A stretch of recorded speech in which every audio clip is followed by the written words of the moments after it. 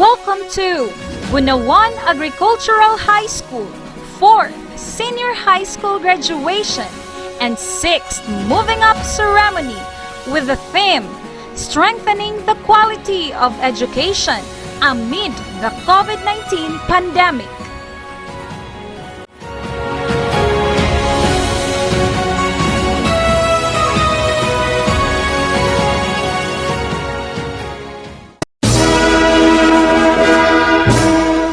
The Processional.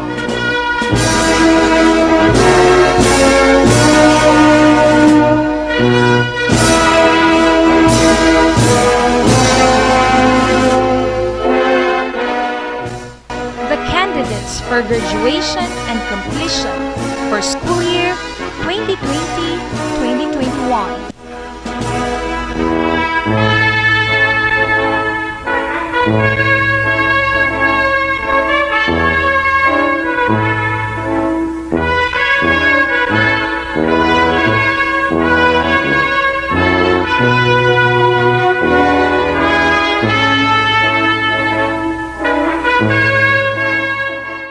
Bunawan Agricultural High School teachers and staff.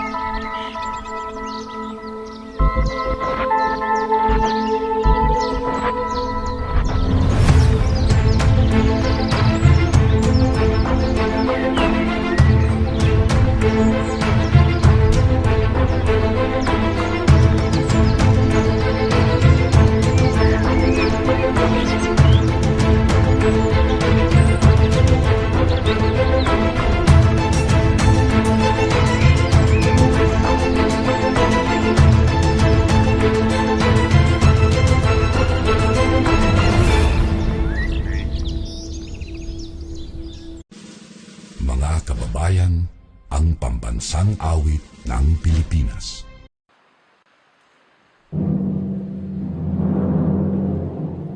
Bagyong pag-ibig, teres na silangan, hanap ng puso, sa bigato'y buhay.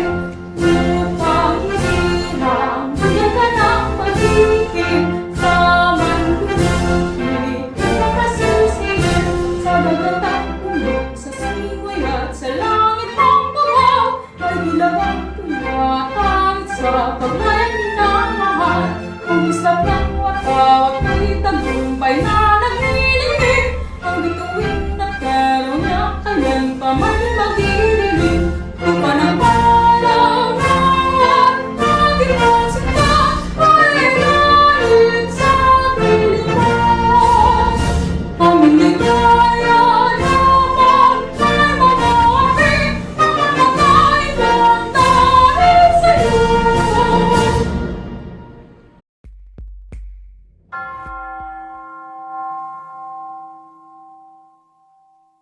Himbaba yung gula gaya ng tuyo umaga.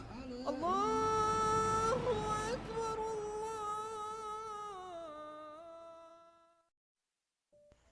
Kung ang aking bayan na tinatawag sa pamamagitan ng aking pangalan ay magpakumbaba at tumalangin at hanapin ang aking mukha at talikuran ang kanilang masamang mga lakad, akin ngang didinggin sa langit at ipapatawad ko ang kanilang mga kasalanan at papagalingin ko ang kanilang lupain. Mahabag ka, o aming Diyos. Sa iyo kami ay lumalapit upang kami ay maligtas. Pagkat aming nasumpungan sa lilim ng iyong pakpak, ligtas kami sa panganib. Hanggang sa ito ay lumipas. Ama naming Diyos na makapangyarihan sa lahat, batid naming tapat ka sa iyong mga pangako. Hindi mo kami iiwan ni pababayaan. Kapin po namin ang mga taong nagkaroon ng karamdaman dahil sa virus na ito. Sila po nawa ay agaran mong pagalingin. Ang kanilang lakas ay iyong panumbalikin. Ang buhay na nagsisilbing pag-asa upang mabuhay na ayon sa iyong gawi at magsilbing inspirasyon sa mga mag-aaral upang matupad ang kanilang mga hiling. Ingapin mo po ang aming mga kababayang nawala ng mga hanap buhay. Mabot po nawa sila ng tulong at maitawid nawa nila ang kanilang araw-araw na ikabubuhay. Subalit sa kabila ng mapait na katotohanan, hindi ito nagdulot ng anumang kaba sa aking dibdib. Bagkus ay lalo pang nagpainit at nagpasigla sa aking dugo upang ipagpatuloy ang aking trabaho sa pamamahayag. Bigyan mo ako ng kapayapaan ng isip upang malaman na ang gawaing ginagawa ko ay magbibigay ng seguridad sa pananalapi. Ngayon, lalakbayin ko ang kalsada upang mahihatid ang mga pagkain ng mga taong hindi makalabas sa kanilang mga tahanan. Bigyan mo po kami ng kalakasan upang maihatid ang mga pagkain sa mga mamimili. Iligtas mo po ang aming pamilya sa anumang kapahamakan. Panginoon, sana matapos na ang COVID-19. Gusto ko na po bumalik sa eskwelahan. Panginoon, sa iyo po namin ipinagkatiwala ang aming buhay. Ito po ang aming taimtim na dalangin. Amen.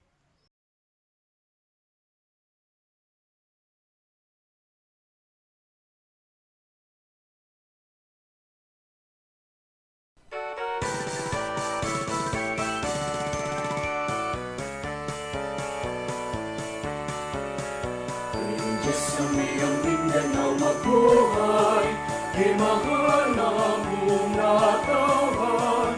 Mauswagon, masiglakon, malipayon, pagpala sa katahon. Magpabiling taning kasing-kasing, ang kabanaan o kamalipayon. Di sa kanunay gugmaan magpaibabaw, ang kahon sa'yo kanina. Mabuhay ang iyong Mindanao, yutan na among natawan. Bisag-usap man kalimar, kami na minahalan. Sa buhat ang katuyuan, simbolo sa kagawasan. Magpabiling na magkahirusa, kadaugan sa tanan. Mabuhay ang iyong Mindanao, utang na among natawan. Bisag-usap man kaliwat, kami na minahalay. Sa buhat ang katuyuan, simbolo sa kagawasan. Magpabiling na magkahirusa, kadaugan sa tanan. Magpabiling na magkahirusa, kadaugan sa tanan.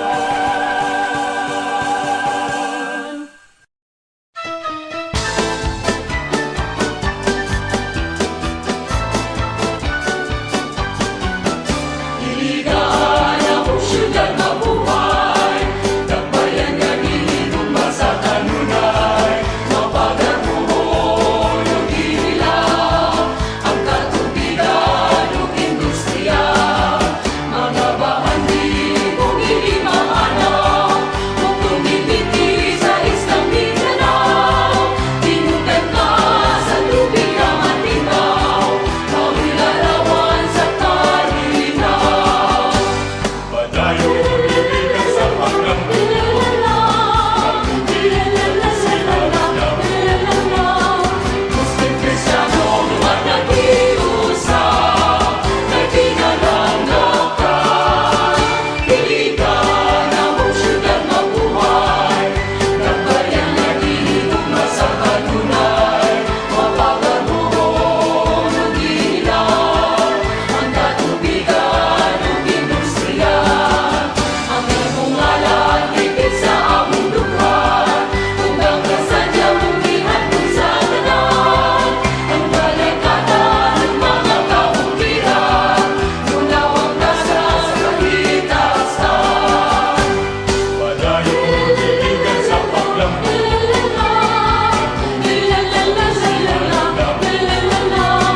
Muslim, Kristiyano, luwag na kiusa, may pinalanggaw ka.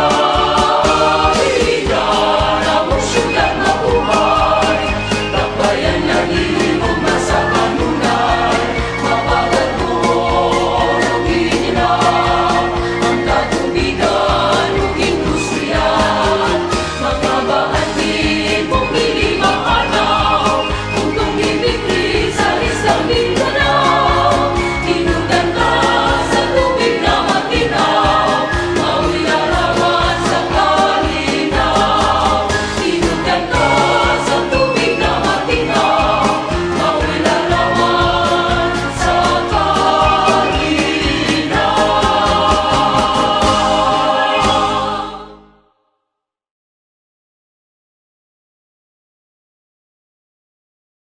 Greatly respected teachers and staff of Bunawan Agricultural High School, to our supportive principal, Ma'am Maria Denafil P. Bucales, parents, to my fellow graduates, ladies and gentlemen, good morning, and welcome to the 4th Commencement Day. Well, we did it. We all accomplished one of the major early milestones of our lives, high school graduation. This is a major step in the journey of our lives, one that should be recognized for its immense significance. It is an act not only of personal commitment, but also one of pride. We all worked hard to get to this day, and our work did not go to waste. A senior high school diploma is a wonderful tool in this world. One that opens many doors of opportunity for anyone who is lucky enough to have one.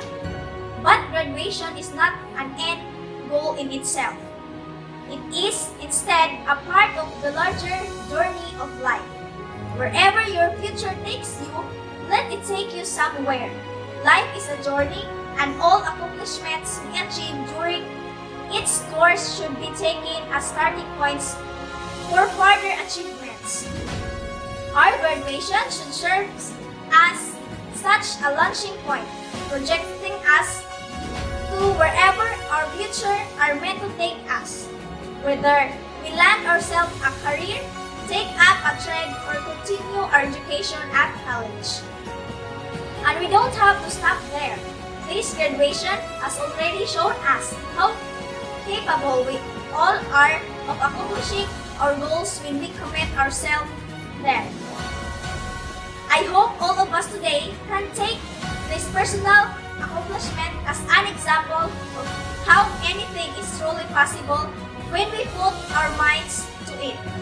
As well, continue on our lives, let us take each new problem on what with confidence, knowing that we all achieve great heights and equipped with the necessary tools to tackle our futures.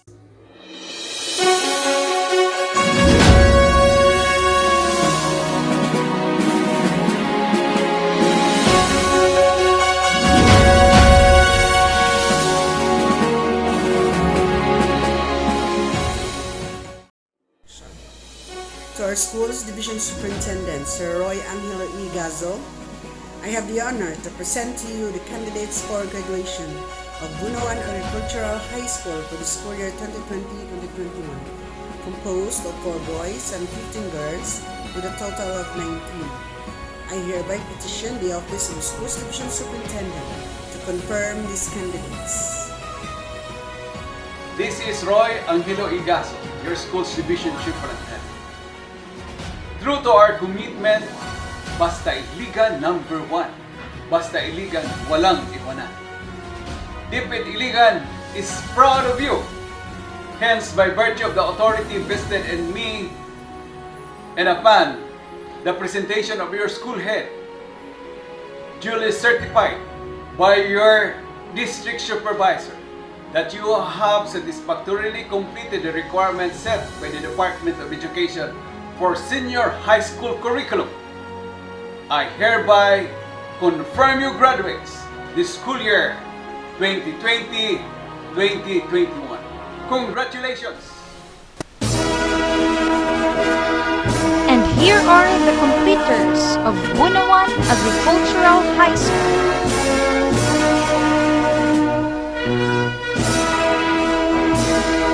Abangan Alfred M.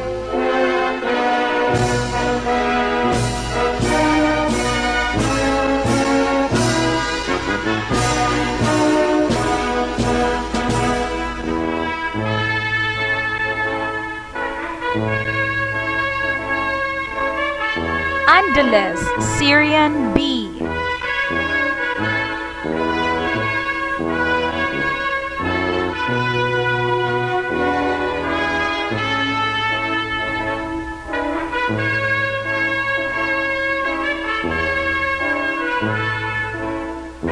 Austria Glendale C.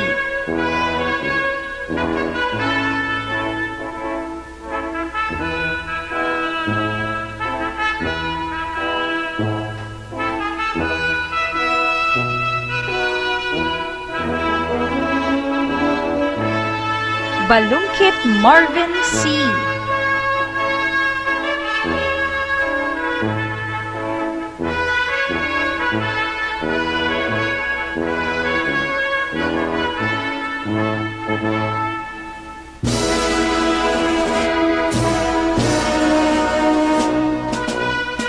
Bangkiliron Eric T.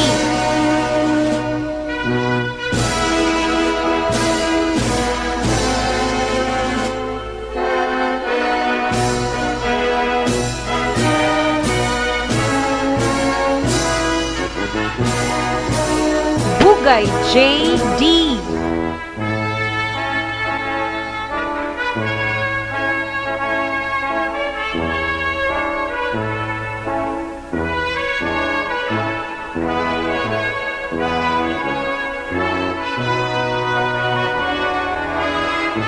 Bugay Melvin A.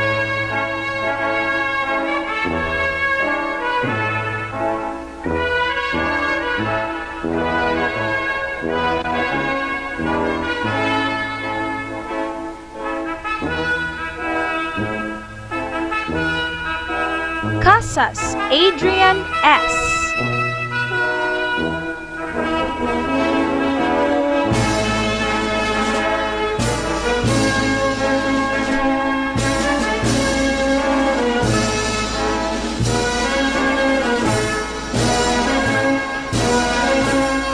Kanya Rolando S. Jr.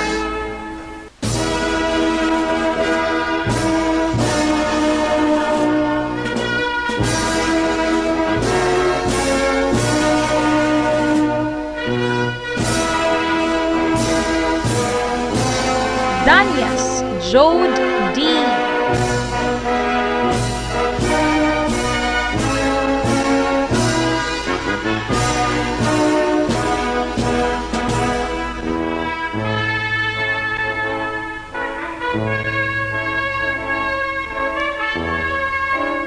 Fajardo Christian A.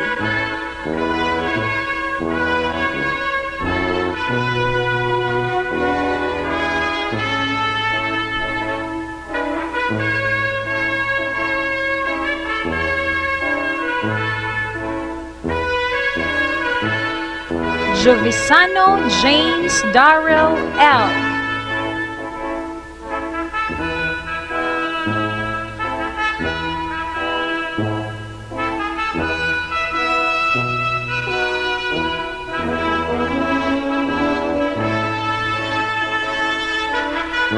Limutan Raniel V.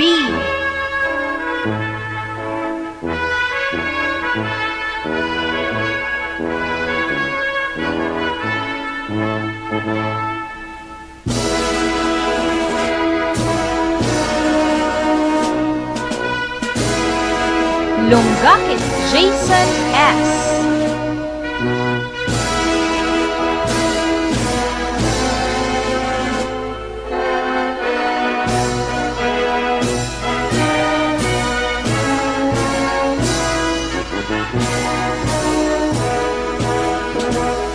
Luguban Froilan D.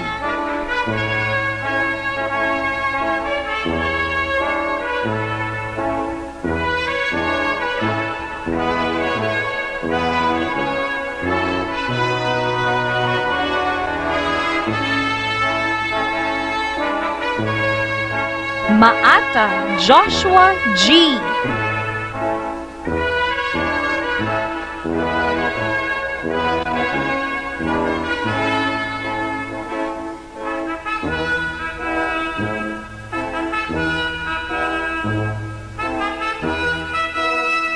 Prieto James Mark P.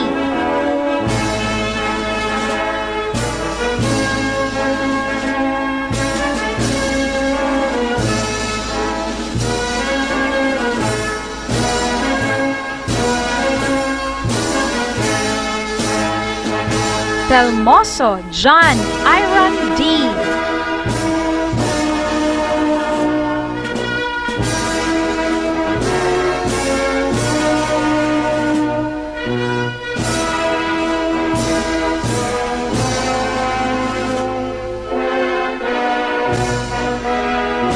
Anuos Cherry Ann P.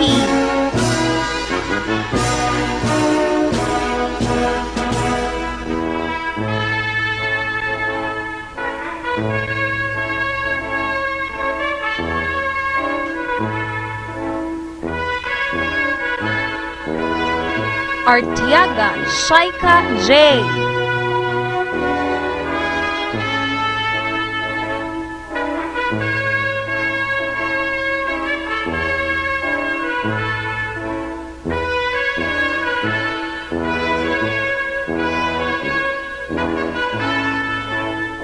Buddy Jalila S.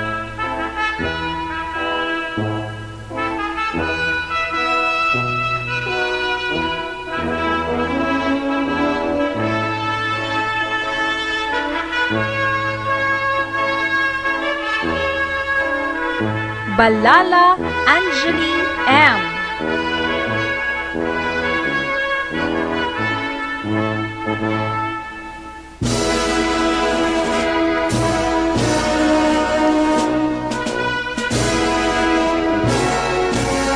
Dimera Hazel J.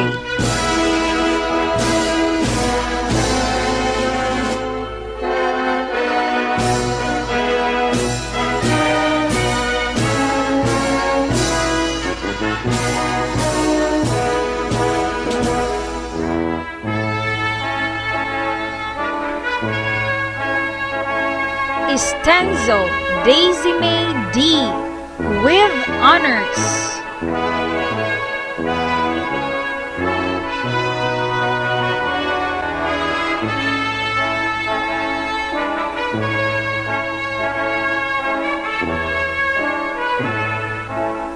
Harales Grace D.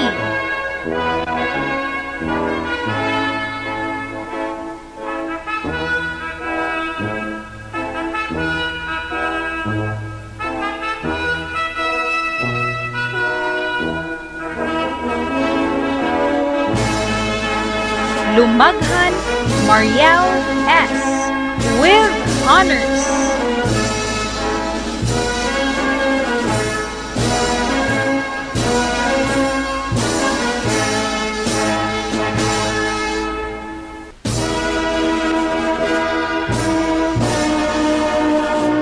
Makakua Jubaira S.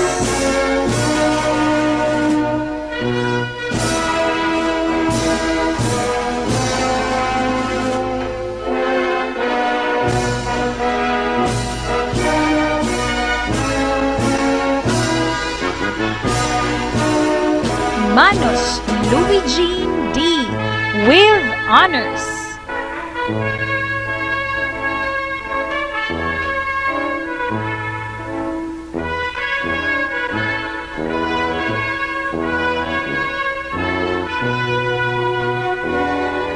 Nano Irish Jill G.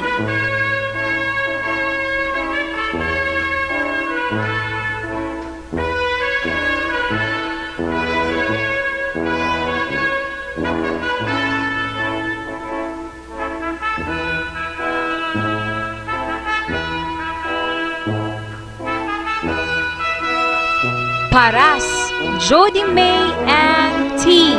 with honors.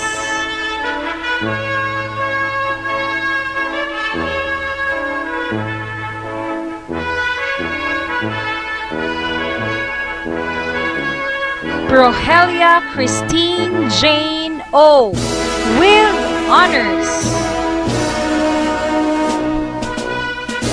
The graduates of Bunawan Agricultural High School.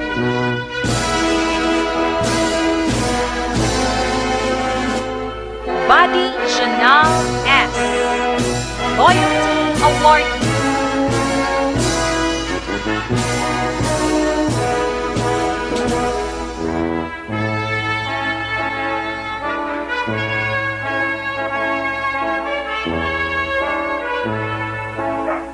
Limutan Russell J. B.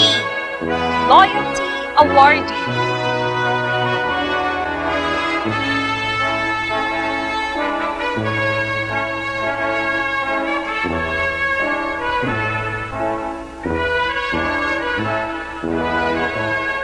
Vidal Lochen H. Service Awardee.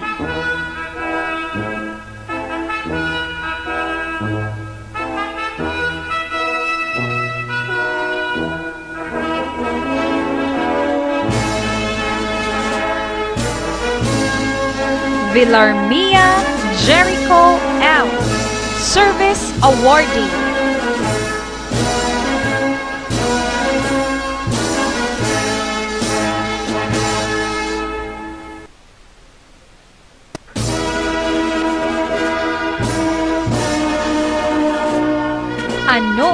Jamaica C. with honors and loyalty awardee.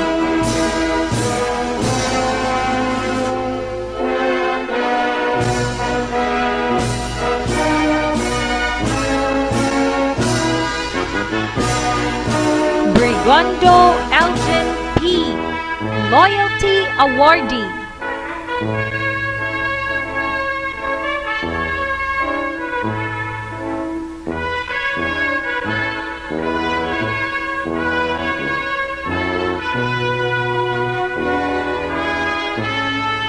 Cabarubias Lovelyn, Loyalty Awardee.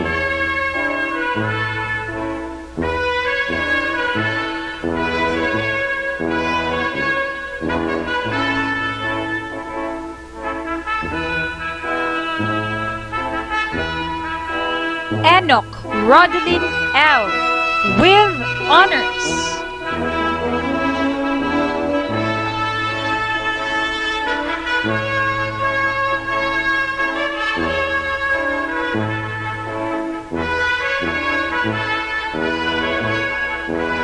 Halagat Glyza May D. Loyalty Awardee.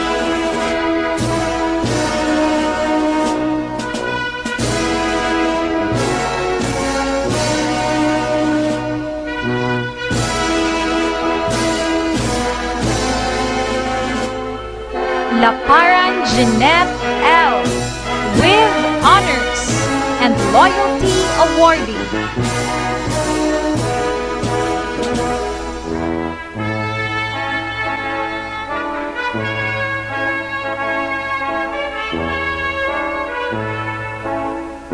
Limutan Decibel B. with honors and loyalty awardee.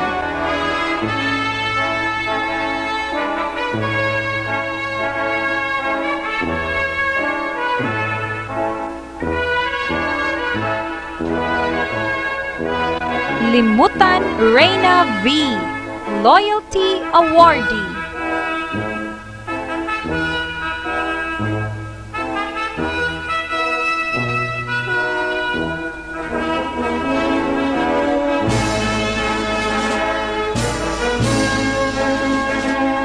Luguban Janice G.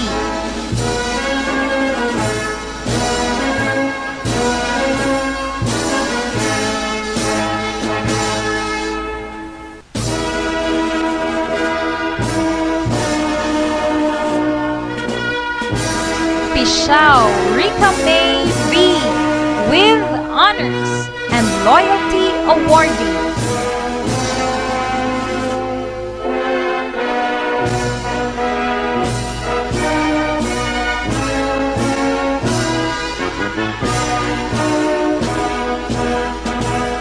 Ilan Jenny G. Service Awardee.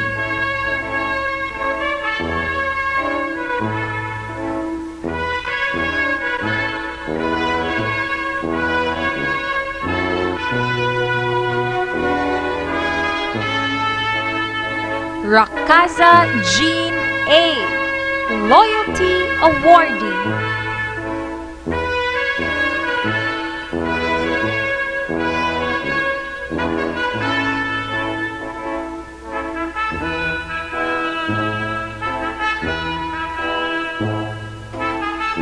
Rojas Leslie May S.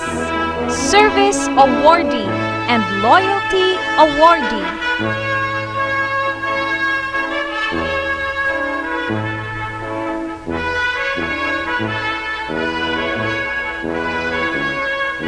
Saliot Eliza J. Loyalty Awardee.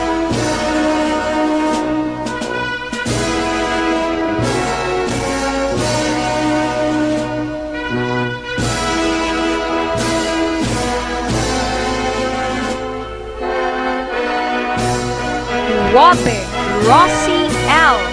with honors, leadership awardee, and loyalty awardee.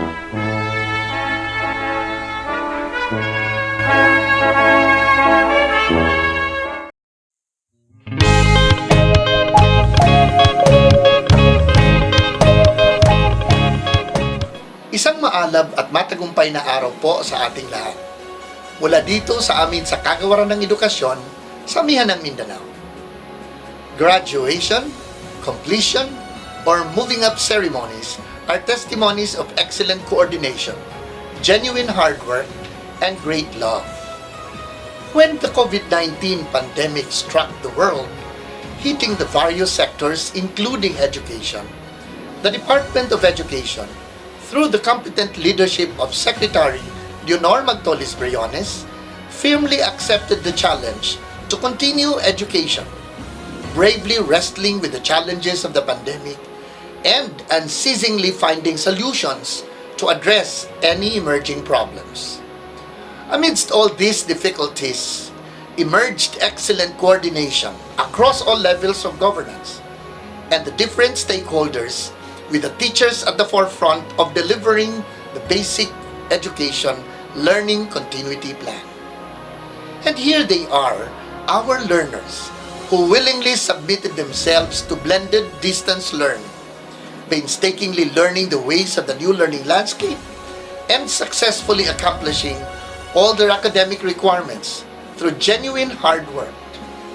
But these successes would not have been possible if not for the great love of the parents and guardians who have been selflessly offering their prayers, time, and resources. In other words, the successes of our learners, our teachers, our leaders, and the Department of Education at large, with the unwavering support of all our stakeholders, are products of our collective decision to succeed as one family.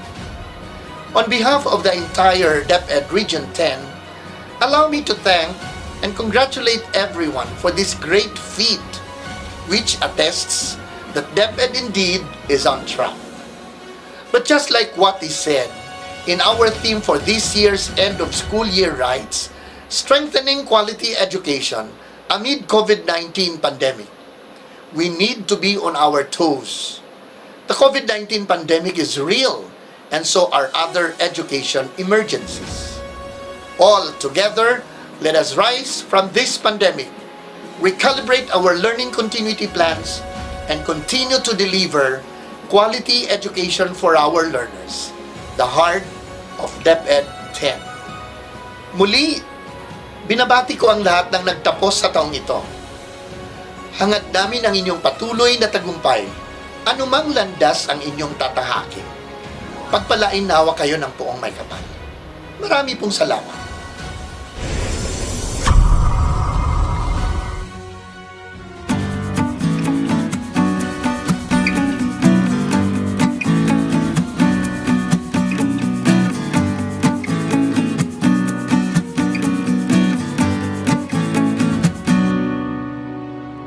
Good day to each and everyone who is attending virtually present at this time of our graduation ceremonies for our beloved and very precious graduates for the school year which ends at this time. First of all, I'd like to greet the parents and family members without whose sacrifices, whose reminders, and whose participation in the learning process for our graduates have resulted in this culmination program. This year, your role has changed drastically, where we've always thought, we've always believed that the matter of educating our children rests nearly exclusively on our teachers and our staff. This time, you parents, you family members, you who are in the households of our learners have expanded your role and contributed to this wonderful day wherein finally our learners are graduating in this culmination exercise. So congratulations, because this year has not been very easy, has not been a picnic for our teachers, for our family members, as well, especially the parents, mothers, fathers, sisters, brothers, and all who have contributed to the achievement of our learners at this time. So, maraming salamat at congratulations, parents and family members. Mas malaki ang role ninyo at this time compared to earlier graduation exercises. Secondly, I would also like to greet our teachers, without whose very careful review and careful supervision of the work of our pupils and our learners, this event would not be taking place at all. And so thank you, teachers. Your role has also expanded. In addition to seeing to it that the modules are faithfully followed, the assignments are correctly implemented, and the learners are truly learning. And you have had to deal with new ways of assessing the performance also of the learners. So congratulations, teachers, for enduring, for your patience, for your love for our learners, and your willingness to engage in a way and methods of teaching which are different from those which are used to. Assessment must have been especially difficult for you, especially since you were not able to see most of the time our students in face-to-face meetings, and most of the meetings, of course, were virtual. We'd also like to thank the local government units for their interest, for their cooperation, and for their continuing contributions to the needs of education, even as our children do not go to school. Your donations of material as well as financial resources at this time are most welcome, and your advice has been taken seriously not only by our teachers, by our school officials, but also by our officials in the Department of Education. We continually talk with local government units, especially in times of disaster, in times of great need for classrooms, for space, and for responses to unforeseen emergencies. Thank you, local government units. But of course, most of the congratulatory greetings fall on the deserving graduate. Each and every one of you is truly special. You are different from the other graduates who have passed through the portals of your school. You went to school practically without seeing your teachers, if at all. You went to school with your parents, your mothers and your fathers hovering over your shoulders and seeing to it that you are able to complete your assignments. You are completing your studies at a time when examinations and assessments are different. You are culminating these long months of hard work at this time, even as you have to do family chores, even as you are distracted, and even as your world has turned upside down, and it seems and it appears as if We don't know what the future holds and what will happen next. But you have persevered, and now you are ready to graduate. And therefore you deserve each and every bit of congratulations from us in the Department of Education, from your parents and family members, your teachers, from the officials in local government, as well as in the Parent Teachers Associations. You deserve each and every single congratulatory pat on your back, each hug, virtually of course, and each greeting, which I am sure you are also receiving virtually. I don't know if you will remember this event many years from now.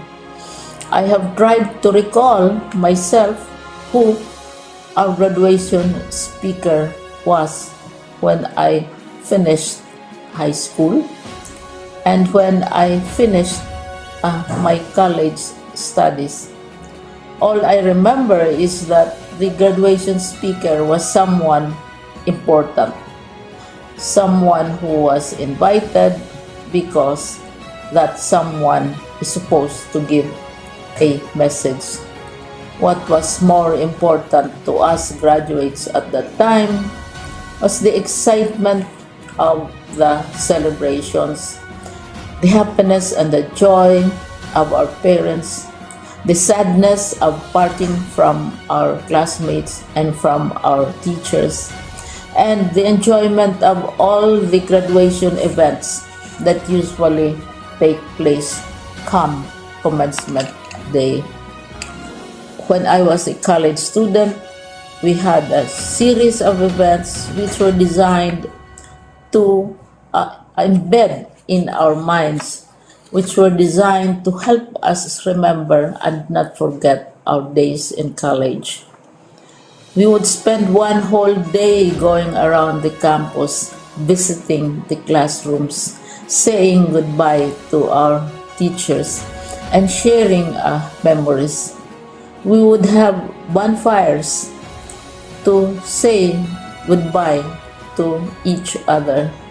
We had baccalaureate services where we committed ourselves to God and we prayed for guidance when we go out into the world. So many celebrations, and the speaker, of course, is the least important and easily forgotten component of the graduation exercise. Nonetheless, I will exert all efforts to share with you what I see are things or issues which a graduate should remember and recall. I have said that you are very special. You are very different. You are pioneering. There has been no other class like your class. There has been no other graduate like you as a graduating student, because you are the very first graduate of the blended learning response to education in the Philippines. And so you ask yourself, what awaits you in the world outside? You can either work, because the kind of curriculum you survive and underwent as a student will enable you to go to work if you wish to go to work. Some of you will proceed to further studies, and this would be a wonderful thing because there are many opportunities for further expanding your knowledge, for further answering and looking for explanations of issues, events that make you curious, especially in science, in technology, and also in the arts. So you can work you can go to further studies, and perhaps some of you will settle down, hopefully not too soon, so you can pursue what you really want to do. So today, this is why we call this exercise a commencement exercise. It's not the end of our studies. It's not the end of all our efforts with blended learning, with modules, with floods, with earthquakes, and of course with COVID. It's a commencement of doors opening to you. More doors will be opened because you are a graduate. You can work, you can proceed for further studies, you can help your parents, and you can perhaps look for opportunities to do what you have always wanted to do, whether at work, whether at advanced studies, whether at learning more in science and technology, in mathematics, and in the arts. All of these opportunities are available to you. More doors are being opened. I hope you will select the door which arouses your curiosity, the door which will help you know more about this world, and the door which will allow you to contribute to the development of our country and contribute whatever we can to solve our problems and our challenges. Congratulations once more to each and every one of you. Congratulations to you, parents and family members. Congratulations to you, teachers.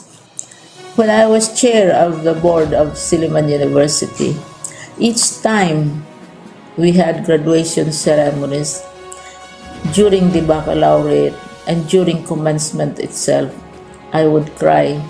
I would cry because you are sending out into the world a new batch of graduates, and we want to be sure that what is awaiting them is appropriate.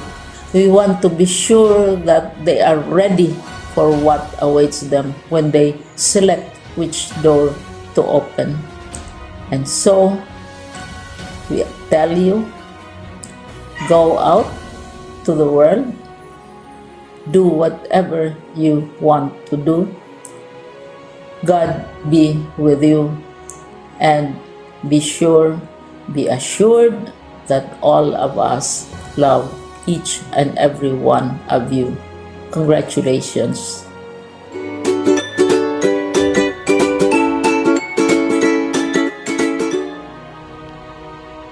My warmest greetings to all the graduates of Batch 2020-2021 of Bunawan Agricultural High School.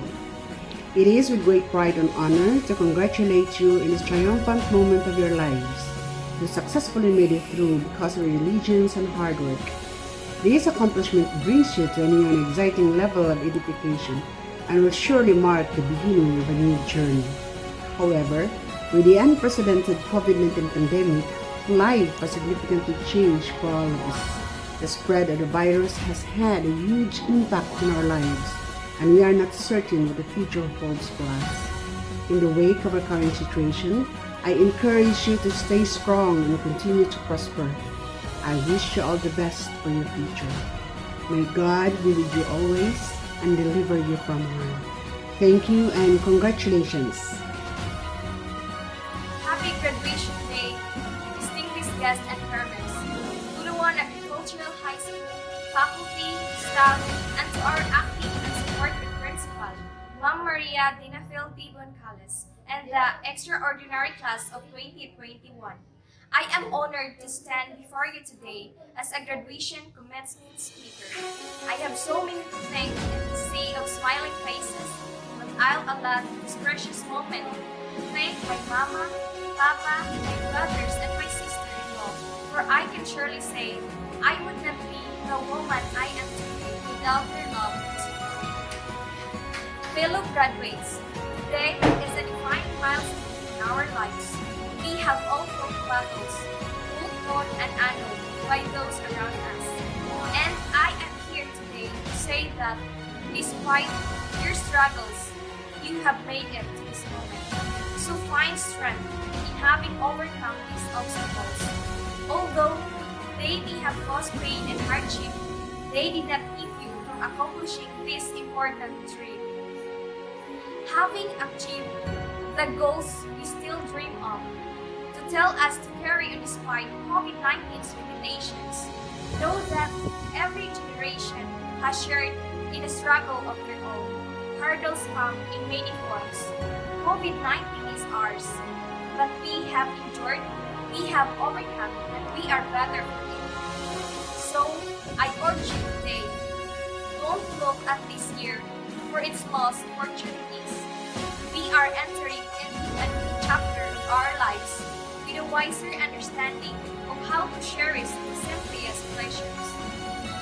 To my friends, Rika, Isabel, Jeanette, Rodeline, and Lovely, thank you so much for the memorable moments that we shared together.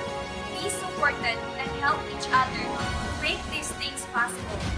And to all the teachers here in Bunoan Agricultural High School, we really appreciate all the efforts and hard work you spent for the sake of us. Thank you for molding us and to make us of what we are today. So today, as we have diminished a year, or perhaps a lifetime of triumph forged through setback, we encourage that we were born for such a time as this, to be the fresh emerging leaders bursting onto the scene of a weary world that so desperately requires our life, energy, ingenuity, resilience, and our vision. And as fulfilling as the day may seem, senior year is not the end. Graduation is not the ultimate goal. We are to take everything we see and life, and the world have taught us and go for it. This is our launching pad. Now take flight. Thank you and congratulations.